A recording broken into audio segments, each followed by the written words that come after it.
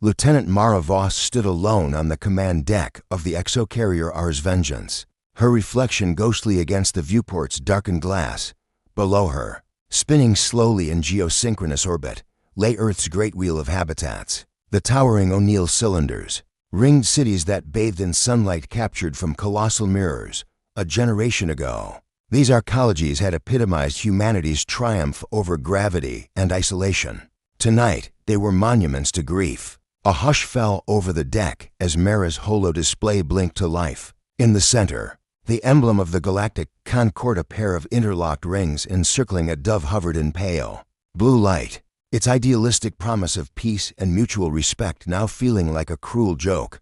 Surrounding it were dozens of data panels, each one keyed to a different station, each one pulsing with a crimson warning: breach in Habitat 12, cataclysmic failure; Station Prometheus critical, hull rupture; Habitat Pi 9, unrecoverable. Her jaw clenched, every indicator a life lost, every flashing red icon a brother, a sister, a friend, and all of them casualties of a betrayal centuries in the making. The Joran, those crystalline beings whose ships had glimmered like living gemstones in the void, had been humanity's closest ally since the Treaty of Antares two centuries before. Their translucent spires had shone on terraforming projects in the Epsilon Eridani system, and their resonance beam technology had revolutionized Earth's energy grids. Children on Mars had grown up learning to sing in Joran's five-note harmonics. For a time, it had seemed impossible that such a bond could fracture. Then came the midnight message. Its transmission had co-opted every Concorde relay. Humanity demanded war. We accepted. Prepare to witness the failure of your ambition. Matriarchi Arze of the Joran Council. No negotiation. No ultimatum. A single line of crystal cold text followed by synchronized strikes on Earth's orbital habitats. Mara replayed the footage in her mind's eye. Firestorms blooming against the darkness. The sudden shudder of steel. The frantic spark of rupturing fuel lines as artificial atmosphere bled away into space. The screams were lost in the vacuum, she reminded herself, but their echo haunted her anyway. A soft chime beside her drew Mara back to the present. Commander Raphael Jin appeared in the holoconsole, his stern features carved from granite. Jin had been an icon of the Tanis Rebellion, leading ground forces on lunar colonies when the Separatists rose up to decades ago. He had refused the peace settlement that many of his contemporaries hailed, insisting that true freedom could not be brokered by treaties alone, but defended by strength of arms. Now, his steel resolve guided humanity's strike force. Lieutenant, he said, voice low and gravelly. Status report. Mara stepped forward, fingers dancing over the holopad. 12 habitats breached, 6 destroyed beyond recovery. 32 million confirmed dead, remainder presumed lost or dying. We've scrambled emergency rescue fleets, but debris fields and Joran patrols are impeding our efforts. Jin's jaw tightened. They want us paralyzed with grief. We won't give them that luxury. She met his gaze. Orders. His tone softened only slightly. You're taking the lead on the first wave. Target their resonance towers in Sigma Draconis. Knock out their defenses. Give the ground fleets a path to follow.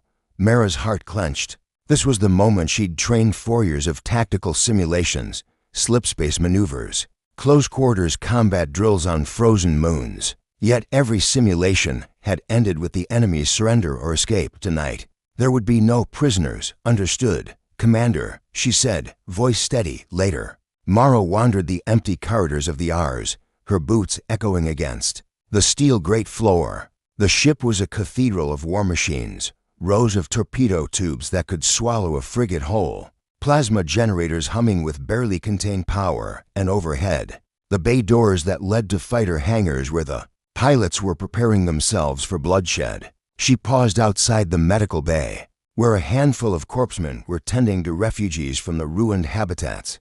A young engineer, face streaked with hydrocarbon soot, broke down in tears when the trauma tech told her there were no survivors. From Habitat 14, Mara swallowed hard, pressing a gloved hand to the bulkhead. We are meant to protect them, she thought, and we failed. And yet if they had taken no action against the Joran, If they had simply absorbed their losses, humanity's people would continue dying. A vicious cycle of atrocity and apology would follow, each side justifying the next strike in blood. The Joran demanded a war they hoped we would refuse to fight, but by refusing, we would lose far more than territory. We would lose our right to be. She activated the comlink for her wing. All pilots, form up on the R's nose section. We launch in 30 minutes. I want shields at 60% lock, and weapons systems fully calibrated.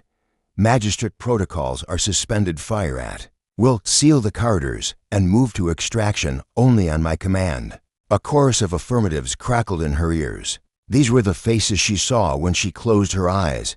Captain Eli Wren, whose jaw had been shattered defending the Martian frontier. Lieutenant Arya Kim, who'd harvested resonance crystals on Ganymede. The plucky Ensign Patel, whose satellite maintenance drone swarm had once saved Mara's life during a slipspace microburst.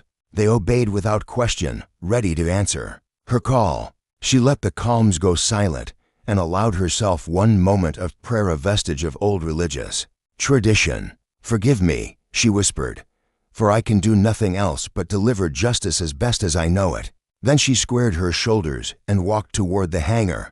In the dim hangar lights, the fighters stood poised on their rails like beetles ready to launch. Each cockpit was a tomb and a chapel, a narrow shell lined with monitors and restraints, where one person would make the difference between victory and death. Engineers hurried along the wings, plugging in power cables, running diagnostics. Mara climbed into her sleek interceptor, Valkyria 1. She closed the canopy and felt the familiar hum as the ship's AI linked to her neural interface.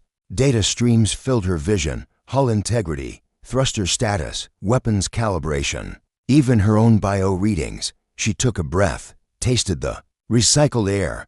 At her side, Ellie's voice whispered in her ear, "Ready, Mara, never better." She tapped the comm switch. "All pilots, Valkyria flight, check-in." One by one, the call signs came alive. Raptor 2, Raptor 3, Raptor 4, until the squadron was assembled.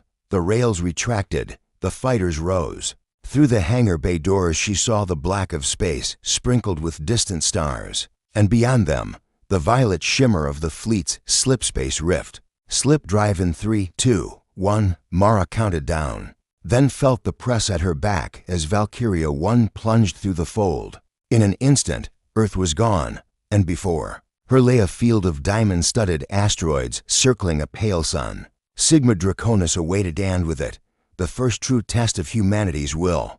The engine's afterglow faded, leaving only the silent promise of war in the void. And as Valkyria 1 banked toward the front line, Mara Voss whispered to herself, voice barely more than a breath, "You wanted war.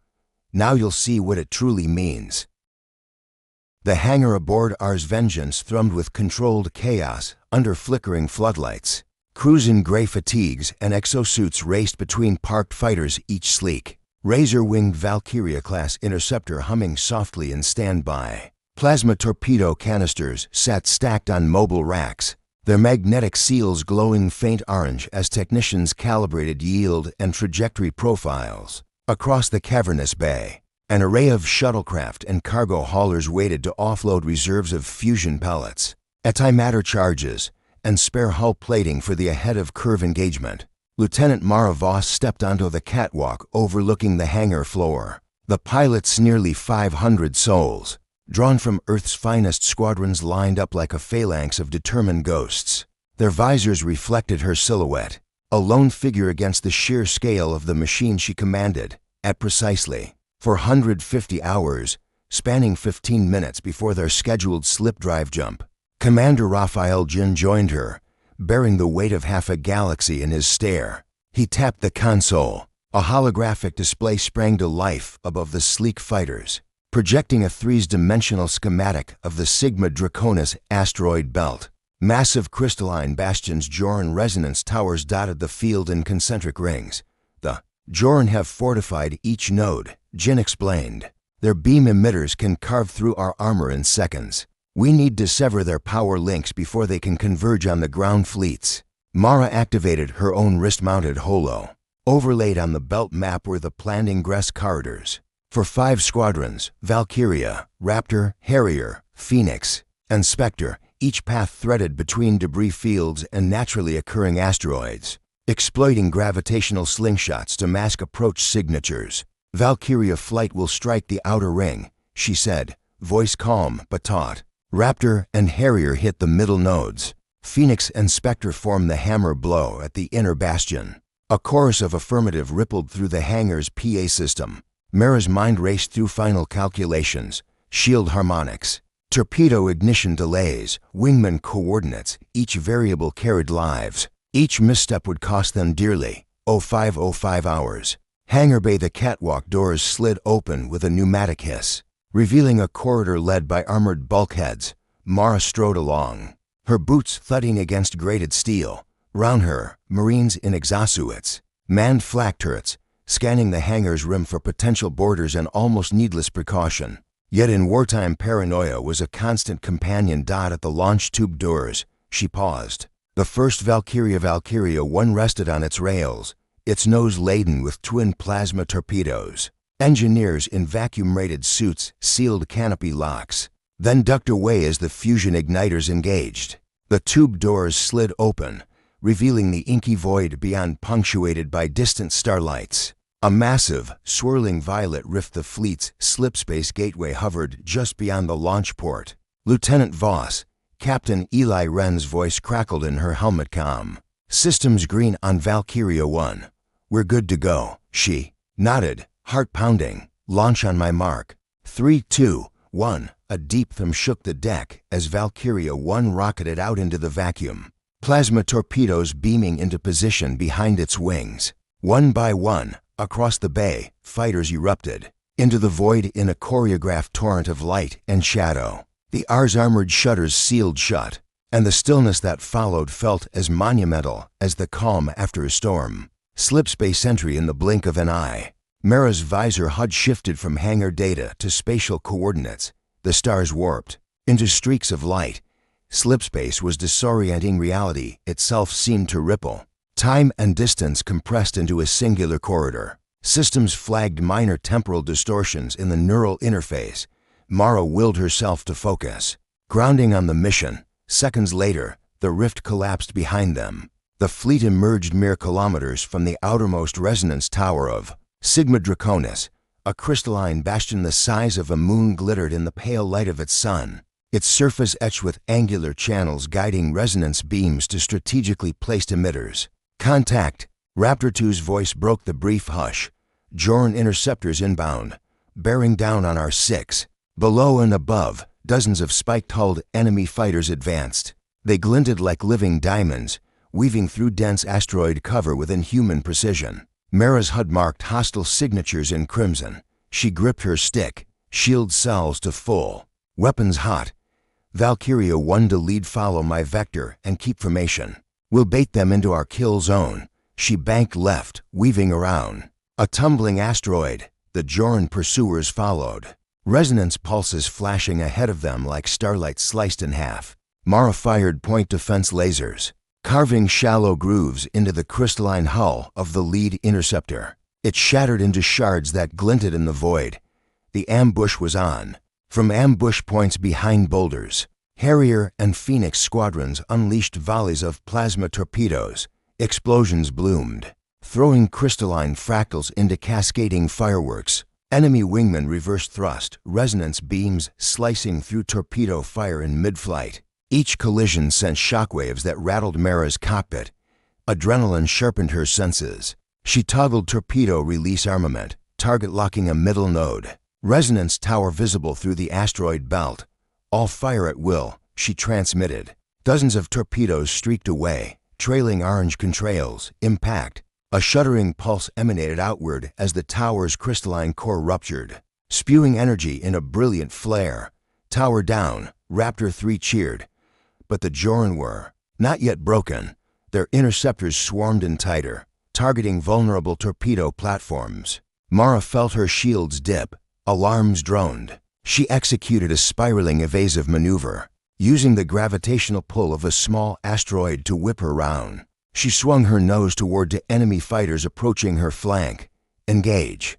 Lasers spat from her wings, tearing the Joran hulls open. Her neural link fed her each diagnostic. Hull integrity steady at 80%. Shields recharging. Torpedo banks at 60%. Behind her, Harrier flight cut off a squadron of Joran reinforcements, their tactical decimation forming a protective screen around the strike group. The corridor to Vashareth with the outer ring's towers disabled, the fleet surged inward. Phoenix and Spectre flights peeled off, punching through newly created gaps in the defense grid. Mara's Valkyries kept pace, shepherding the battered remains of Raptor and Harrier. In the waning light of the Draconis sun, the crystalline spires of Vashareth rose like titanic shards, home of the Joran Council and heart of their civilization. Mara watched from her HUD as the ground fleets, a mix of human dreadnoughts and orbital hammerheads, slipped into position behind her. Her squadron provided overwatch, intercepting incoming Joran bombers, deploying resonance warheads against the capital ships. Incoming warheads, Ensign Patel's voice quivered through the comm. Evasive or intercept, Mara made the call. Interception team Arya Kim, Patel, take point. Valkyria 1 cover, everyone else. Focus on the inner resonance tower directly above Vashareth. We break that, we break their heart. Kim and Patel peeled off, their fighters weaving through hostile fire to meet the warheads. Mara watched the confrontation play out.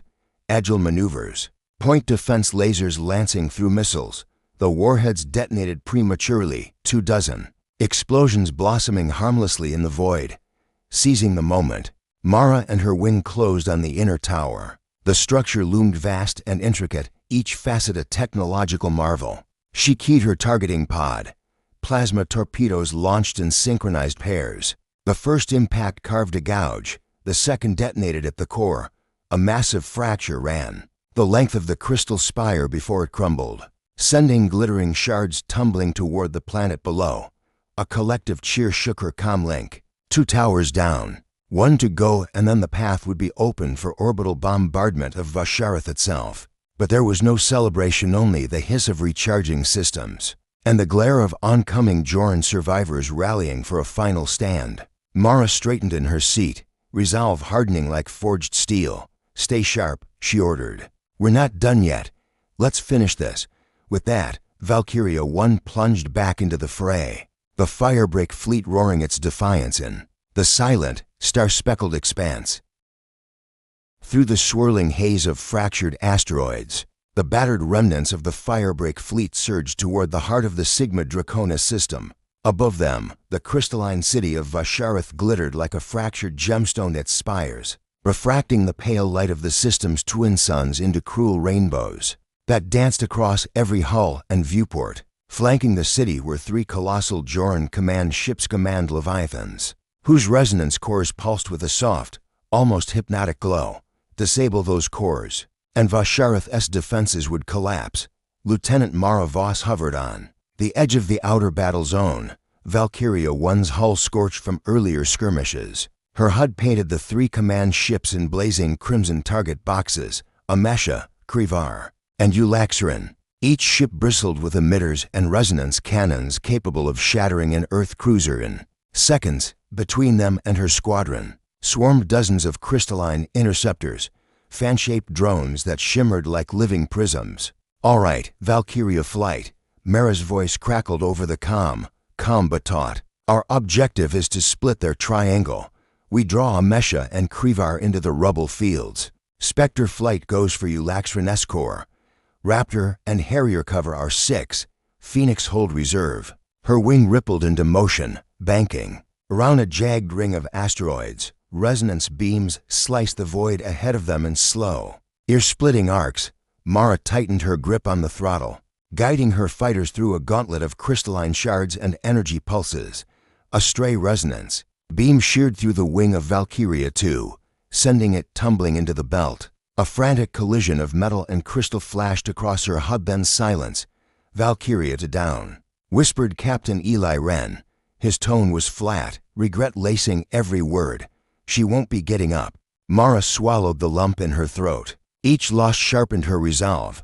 Keep moving, she ordered, for the others. As they closed on Amesha, Mara's squadron unleashed a salvo of plasma torpedoes at the command ship's flank. The impacts detonated in rapid succession, carving jagged cavities in the crystal hull. Resonance shield ripples tried to close the wounds, but 2 more torpedoes slammed home, and Amesha shuddered, its pulsing core throbbing with unstable energy. Lock onto the core, Mara directed. Her HUD highlighted the glowing heart of the command ship. A single, perfectly timed strike could trigger a resonance cascade, shattering Amesha from within. She launched her final torpedo and banked away. Her view rattled as the ship behind her erupted in a crystalline nova. Amesha split into vast, glittering fragments that drifted off like cosmic snowflakes. But the victory was as fleeting as starlight. Krivar roared in response, unleashing a barrage of resonance bolts that slammed into the pocket of space where the fleet had sheltered. Ships shook violently as energy waves ripped through solar rays and tore microfractures along hull seams. Mara's shields collapsed with a howling growl. Alarms shrieked. Shields critical. Arya Kim shouted, "I'm losing stability. Hold formation," Mara insisted, voice steel. She spotted Phoenix flight emerging from behind an asteroid. "Phoenix, cover Kim now." Phoenix broke formation, weaving through resonance fire to draw Krivar's attention. Their sacrifice gave Mara the opening she needed. She vectored her squadron through the spray of crystals toward Ulaxran, which loomed nearest to Vasharith's central palace. The final command ship was a marvel of crystalline architecture, a lattice of spires spiraling into a central core that pulsed like a living heart. Resonance beams formed an outer shell so dense that even plasma torpedoes dissipated on contact. Mara knew she needed precision, a seamless glide through a tiny gap in the shield lattice. "Form up behind me," she ordered. "We take the gap." At .022 mark, trust your sensors. Her fighters converged as one, weaving through splintered shards and accelerated debris. Valkyria 1's targeting system locked on a resonance vent. An exhaust port cracked open by the earlier orbital bombardment. Mara fired. The torpedo arced in perfect rhythm, striking the vent squarely. The command ship convulsed, its resonance core overloading. The explosion that followed was unlike any other, a brilliant white conflagration that blossomed from the vent and rolled outward in a shockwave of pure light. The lattice cage exploded inward, tearing the ship into jagged fragments that tumbled toward the planet. Through the lasting glare, Mara glimpsed Vasharith's spires shudder and crack. Command ships down. Her wing hailed, triumph and relief mingling in their voices.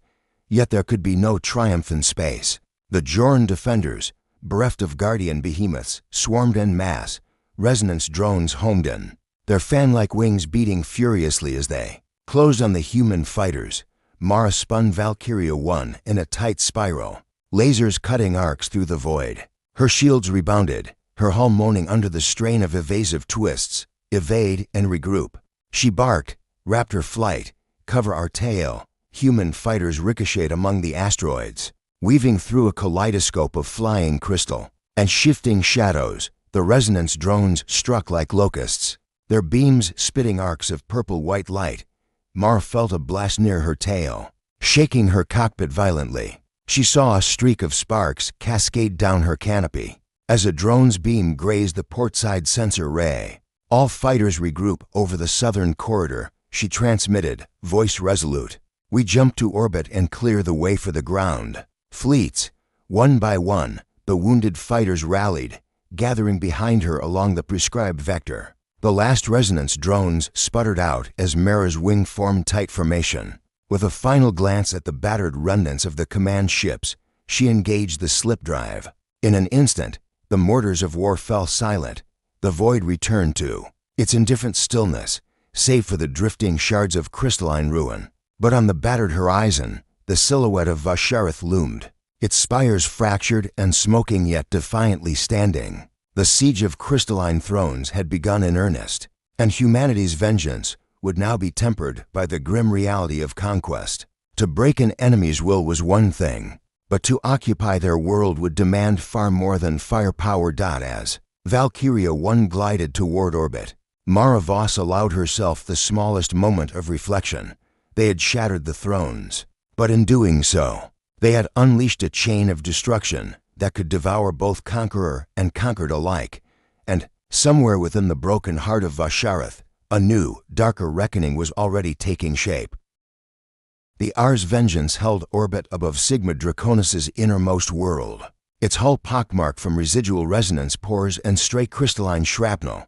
Below, the shattered spires of Vashareth rose like blackened monoliths, their once rainbow, facets dulled by smoke and fire. The planet's surface churned with plasma storms unleashed by orbital bombardment. Great fissures of molten crystal wove lightning-bright veins across desert basins. Lieutenant Mara Voss stood at the command viewport, riveted by the primal fury unfolding beneath her. Fleet Admiral Inez Ko's holo-form flickered beside her, robes trailing like nebulae in the angst-filled void. Ko's eyes, once a well of steely calm, now shone with a tumult of conviction and doubt. "We have neutralized the Joran government," Ko said softly. "The Council is shattered. Their capacity to strike back is irrecoverable." She paused, taking in the planet's convulsions. "But our orders are clear. Phase 2 system-wide firestorm. They attempted genocide against us. This is our judgment." Mara's throat constricted. She remembered the wreckage of Habitat Prometheus, the twisted skeleton of the upper ring, and the last transmission of her brother's voice, trembling with certainty that peace would prevail. Now peace is ash, she thought, watching the planet writhe in flame. Below them, targeting computers sorted through millions of impact vectors, calculating optimal strike patterns with cold precision. Each fusion slug and antimatter canister was aimed to collapse remaining pocket defenses, collapse tunnels in subterranean citadels, hidden resonance vents that might shelter survivors. "Commence in 10 minutes, Mara telegraphed back to the Ars Bridge. All wings stand by for overwatch." She turned away only momentarily to gather herself, fingertips brushing the cool alloy of the viewport frame. When she looked back at the autolinked strike map projected before her, the world was divided into numbered fire cells, 8,000 in all, each tagged with estimated casualty, destructive yield, and duration. One at a time, cells glowed, red as the timeline advanced toward inevitable ignition. A whispered chime alerted her to a private message from Ensign Patel, who monitored the survivors' calm traffic. His face filled a holoscreen in her peripheral vision, eyes haunted. "Mara," he said, voice barely steady, "I'm picking up distress calls from Vashareth's outskirts. Civilian enclaves, they're begging for ceasefire corridors. They don't even have weapons aside from scavenged resonance pistols." Mara closed her eyes for a breath, then reopened them with sharpened resolve. "Relay this to Ko.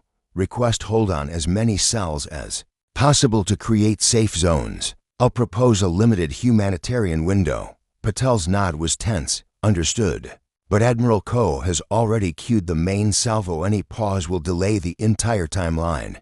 "Do it," Mara ordered. "At least let me try." On the diminutive bridge amid the hushed hum of starship reactors, Admiral Ko stared at the firestorm map. Each blinking icon marked a death sentence. Human lives had been lost in merciless slaughter. Joran lives would now be extinguished in equal measure. "Understood, Lieutenant," she replied, voice heavy. "I'm authorizing a 20-minute window if the Joran don't surrender by then." All Fressels resume. Mara exhaled, relief, tangling with guilt. She keyed the override and broadcast a system-wide ceasefire plea in multiple wavelengths subsonic. Quantum entangled, even conventional radio. Few replies came. A handful of civilian channels flickered online, voices crying thanks in broken harmonics. Mara oversaw the creation of 10 safe corridors, each ringed by human frigates and armed transports protecting the battered survivors. As they evacuated to awaiting relief craft, she watched as tiny transport shuttles lit like fireflies spiraled down through atmospheric superstorms to pick up the refugees. Their hull lights bobbed uncertainly, like lanterns against a tidal wave of flame. For those 20 minutes, the siege paused. Mara wandered the deck, unmoored by the contradictory calm. She stared at her gaunt reflection in a bulkhead panel. "We made them beg for mercy," she thought. "We gave them a chance, but only after we'd already damned them." Her calm crackled then, Peterson's voice urgent. "All clear. Last of the evac shuttles have launched." "Thank you." she answered, voice hollow. At that exact moment, the ceasefire window expired. Across the grid, fluorescents ignited in synchronized symphony. Mara watched the ignitions cascade like falling dominoes, orthoactic discharges that ripped through the crust in rolling columns of molten crystal and vaporized atmosphere. The sky behind Vasharith's smoldering spires flared as the ground convulsed in final surrender. Hours later, when the last fusion slug had detonated and orbital sensors detected only geothermal quakes and toxic clouds, Mara Voss returned to the command deck. The planet below was a dying ember, vast shards of crystalline plateau drifting in an ever-darkening storm of ash. Fleet Admiral Ko joined her, face drawn. We did what we had to do, she said. The Joran will never threaten humanity again. Mara's gaze lingered on the flawed, broken planet gone, like a star that flickered out too soon. At what cost? She whispered. Humanity's soul. Did we consume that along with the Joran? The Admiral placed a hand on Mara's shoulder. History will judge us, but when they write the annals, they'll say that when war was forced upon us, we became fire itself, and we would not be denied. Mara closed her eyes, the echoes of dying resonance still ringing in her mind. For a final moment, she allowed herself to imagine a kinder universe, one where betrayal need not be answered with apocalypse. Then she turned away from the viewport, ready to lead the survivors of war toward whatever fragile dawn remained. In the silence of the command deck, the stars outside stood witness to humanity's promise and its price. You wanted war, now humanity won't stop. Let the stars burn for what they did.